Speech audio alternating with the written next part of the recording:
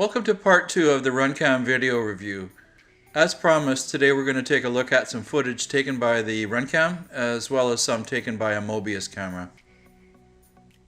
Well, I knew I saved that scrap piece of 2x4 for something, and it turned into a super high-tech testing device for action cameras. So what you're seeing here on the screen now is a full screen shot from the RunCam, and I'm going to show you in a minute the exact same footage taken by the Mobius. And here we go. When you look at this footage separately, it's pretty hard to tell, I think for the average person at least, any difference in video quality. It's when you bring the two images side by side that you start to notice the difference. This is where a comparison between the two cameras can go sideways very quickly. There's a lot of fanboys out there for each of these cameras, and judging video quality for most of us non-professionals is pretty subjective. With respect to the footage that you're looking at now, the only thing I can suggest is that you look at things that you feel might be important to you. So if you look at the color of the grass from the RunCam versus that of the Mobius, I'm liking the greens of the RunCam better. When it comes to the sky, I think that's a subjective thing that each of us is going to have to decide for themselves.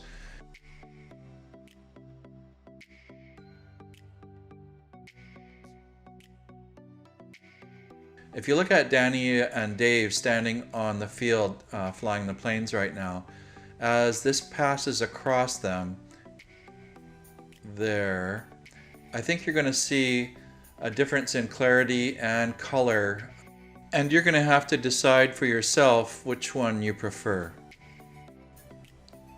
It has to be noted here that both of these cameras are on their default settings, and that both cameras provide you with an opportunity and an ability to adjust the color palette to your liking. So this footage that you're looking at now, take it for what it is at face value, and understand that this is just the default settings and the video that those settings produce. You might also want to take a look at this footage in terms of the sharpness of the image that each camera is producing, and decide whether or not you can tell a difference and whether that difference is important to you. The big elephant in the room, as far as I'm concerned, has to do with the price point of the cameras.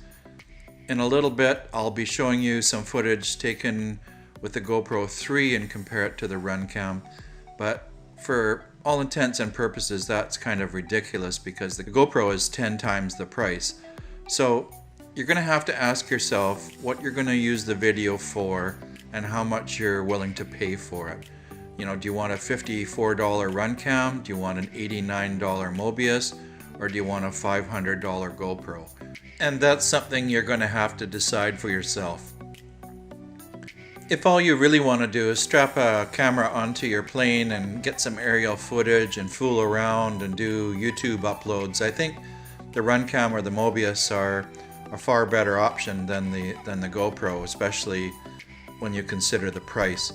I might also say that the form factor of the two smaller and less expensive action cams is a little bit better for velcroing it on a wing or on the belly of your plane or wherever you're going to use it, because the GoPro, in my experience, acts very much like a speed brake depending on what plane you're putting it on and where you're installing it on the plane. As far as FPV is concerned, the RunCam, the Mobius, and the GoPro all have the ability to give you a live feed if you want to use it for your FPV flight camera as well as your recording camera. On the other hand, if your purpose for buying a camera is to get the best possible aerial footage that you can get, then the two smaller action cameras are going to have to take a back seat to the GoPro. The bottom line here is that I believe that the RunCam is a real contender in the action camera market, especially at its price point. I mean, if you were to crash or lose your plane, you're not out $500 like you would be if you lost your GoPro. You're out, $54.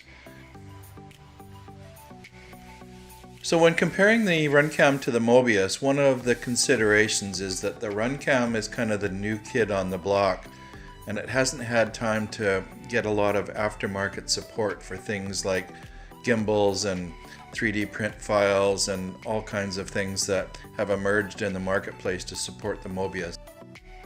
So for the most part, because the two cameras are almost identical in terms of size, the only challenge comes when something's been crafted around the lens of the Mobius, because the lens on the RunCam is in the center of the camera, whereas on the Mobius it's offset to one side. Well, if you're still watching the video, I'd like to thank you very much for your patience and for watching. I'm not sure that there's a lot more to be said about this. Obviously, we could go on for hours about the different idiosyncrasies of the two cameras. But from my point of view, they're both good cameras. They both work quite well for what they're intended for. And if somebody asked me, I wouldn't try and talk them out of buying either one of these two cameras. So with that, I'm going to leave you with a little bit of footage that compares the RunCam with the GoPro Hero 3 Plus.